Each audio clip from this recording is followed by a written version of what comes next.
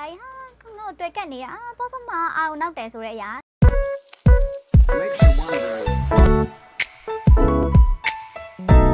ညရဘွန်အားလုံးပဲမင်္ဂလာပါချားဆက်လေးဖြစ်ပါတယ်ချားဆက်ဒီနေ့ကတော့ပေါ့နော်ကို့ထားခဲ့တဲ့ဘဲကိုနောက်နောက်ရအောင်ကို့အကြောင်းတွေသူကပို့ပြီးတော့သိချင်လာအောင်လုပ်နိုင်မယ်နီးလန်းနေရဆရာဝင်မြပြတမဖြစ်ပါတယ်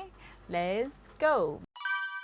နံပါတ်1အဆက်အသွယ်ဖြတ်လိုက်တယ်ကျွန်မတို့ကို့ဖြတ်လိုက်ပါတယ်ဆိုကမှကို့ထားခဲ့ပါတယ်ဆိုကမှကို့မချစ်တော့လို့လေအဲ့လိုလူမျိုးအတွက်ကိုငိုယိုပြီးတော့ဒူးထောက်တောင်းပန်ရုံမတက်အဲ့လိုလုပ်လို့ဘာထူလာမှာလဲထူလာတာတခုရှိပါတယ်အဲ့ဒါဘာလဲဆိုတော့စိတ်ပစ်စရာကြီးဟာ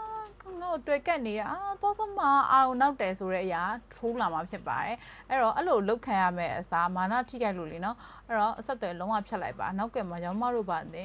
ငိုချင်းငိုလို့ရတယ်အသက်ကွဲရဆိုတာတို့ဆိုတော့ငိုမှာပဲလေငိုလိုက်ပါဒါပေမဲ့လည်းအခုလက်ရှိအချိန်ကိုလက်ခံပြီးတော့အဆက်တွေဖြတ်လိုက်ပါနံပါတ်2လမ်းခွဲပြီးနောက်ပိုင်းမှာပို့ပြီးတော့အဆင်ပြေပြေဖြစ်လာတဲ့ပုံစံအတိုင်းနေပြတာအဆက်သက်ပြက်ပြီးရဲ့နောက်ပိုင်းမှာတော့ဗောနော်တူကိုကတော့အသက်ကွဲရဲဆိုလို့ရှိရင်အချိန်ကာလနဲ့ဆိုင်တယ်အချိန်ကာလနဲ့မဆိုင်ဘူးဆိုလို့ရှိရင်တော့မှပဲနှလုံးသားခံစားတတ်တဲ့သူနဲ့ဆိုင်မယ်လို့တော့ထင်ပါတယ်ဗောနော်အဲ့တော့အသက်ကွဲမယ်ဆိုလို့ရှိရင်လူတွေကငိုကြမှာပဲလွမ်းဆွေးကြမှာပဲဗောနော်အဲ့လိုဟာကိုပြန်ပြီးတော့ recover အမြန်ဆုံးပြန်ယူပြီးတော့ဗောနော်ကိုယ့်ရဲ့ lifetime style မှာဗောနော်ကိုယ်တငယ်ချင်းနဲ့ဖြစ်ဖြစ်ပေါ့ something ဗောနော်ကိုပြောရှင်းအောင်နေတတ်တဲ့ပုံစံ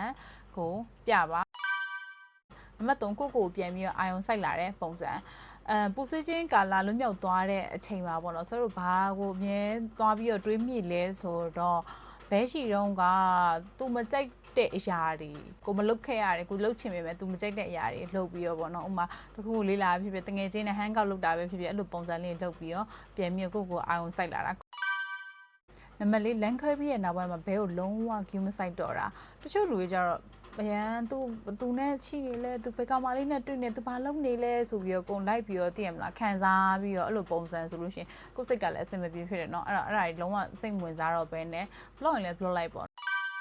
မငါကိုပွားကိုမြင့်တင်မှုပို့ပြီးတော့ ion site ပါလူတွေဆိုတာကတော့ relationship မှာလည်း connection လေးရှိခဲ့မှာပဲเนาะအဲ့တော့တရားရောက်ကသတင်းကြားလို့ပြန်ပြီးတော့ပြောရဲဆိုလို့ရှိရင်တော့မှအရန်နဲ့မတူတော့ပိုလှလာတယ်အရန်နဲ့မတူတော့ပိုပြီးတော့မိုက်လာတယ်တိုးတက်လာတယ်ပါ something ပေါ့နော်ကိုယ့်ရဲ့အကောင့်တဲ့သတင်းတွေသူရှိကိုပြန်ကြားစေဖို့အတွက်ကိုပို့ပြီးတော့တိုးတက်အောင်လုပ်ပါနံပါတ်6လမ်းခွဲချင်းကြောက်ရတဲ့ဒဏ်ရာတွေကိုကုစားဖို့အချိန်ပေးပါရတော့ဘုံလို့လက်မှာဓားလေးရှာသွားရဲဆိုလို့ရှိရင်တော့မှပဲအနာဟီးဖြစ်ဖို့အချိန်ရ2ရက်3ရက်လောက်တော့လိုတာပဲလေကိုချစ်တဲ့သူနဲ့ကိုကစိတ်ခံစားချက်တွေရောအချိန်တွေရောအများကြီးပဲပေါ့နော်ရင်းနှီးမြှုပ်နှံလာတာပြန်ပြီး healing time ကတော့လိုအပ်တယ်ပေါ့နော်အဲ့တော့အဲ့လိုဟာတွေမလိုအပ်ပဲချွတ်ဆိုလို့ရှိရင်ပေါ့နော်လက်ခံပါတယ်ချွတ်ဆိုလို့ရှိရင်ဒီနေ့အခုအသေးကွဲသွားပြီနောက်တစ်ယောက်ကြာနောက်တစ်ယောက်နဲ့ချစ်သွားပြီနောက်ထပ်ကွဲသွားပြီသူတို့ကကျတော့ကွဲလိုက်ဆက်လိုက်ကတော့တိတ်ကိစ္စမရှိဘူးဒါပေမဲ့အဲ့လိုလူမျိုးတွေကပေါ့ရေရှင်မှာအချစ်ကိုမယုံကြည်နိုင်တော့ trauma တွေဖြစ်လာနိုင်တယ်ပေါ့နော်အသေးကွဲသွားလို့ဒီတယောက်မရှိလို့ဒီတယောက်နဲ့အစားထိုးမဲ့ပုံစံလောက်တာထဲစားလို့ရှိရင်ကိုယ့်ရဲ့နှလုံးသားကိုဟီးလုပ်တဲ့အတိုင်းကိုအချိန်အပြည့်ဝပေးဖို့ဆိုရတော့ပြောချင်ပါတယ်။အဲ့လိုဟီးလေးတိုင်းတွေကဘယ်လိုလုံးဝမလဲဆိုတော့အထူးတလည်းလုံးဆရာမလို့ပါဘူး။ဆိုခုနအပေါ်မှာပြောထားတဲ့အချက်တွေတော်တော်လုံးရင်းနဲ့အချိန်ကအော်တိုတော်ဟီးလုပ်သွားမှာဖြစ်ပါတယ်။ရီစားရမ်းလိုချင်တဲ့ရောင်မတို့လိုချင်တဲ့ state ရောက်လာပါပြီအဲ့ဒါဘာလဲဆိုလို့ရှိရင်ကိုယ့်ရဲ့တမိုးတွေကိုသိပြီးတော့ကိုယ့်ကိုချစ်မြတ်နိုးပေးနိုင်မယ်ကိုနဲ့တူတူအဆင်ပြေရဲ့ match ဖြစ်မဲ့သူတယောက်ကတစ်ချိန်မို့တစ်ချိန်ကြာလို့ရှိရင်သူ့အော်တိုပေါ်လာရပေါ့နော်အဲ့ချိန်ကြာလို့ရှိရင်ကိုနဲ့အဆင်ပြေရဲဆိုလို့ရှိရင်သူ့တေချာလေးလာပြီးတော့သူနဲ့အတူတူလက်တွဲလို့ရပါပြီ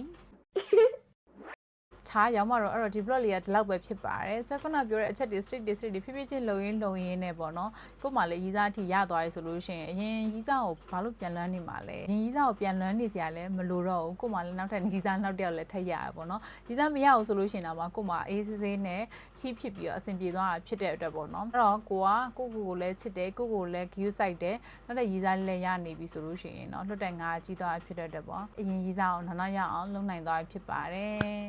နောက်ထပ် blog မှာပြန်လည်ဆုပ်တွဲပါမယ်ရှင်ဆွဲလေးဖြစ်ပါတယ်အညောင်ဆွဲလေးကိုအပိချပါရှင်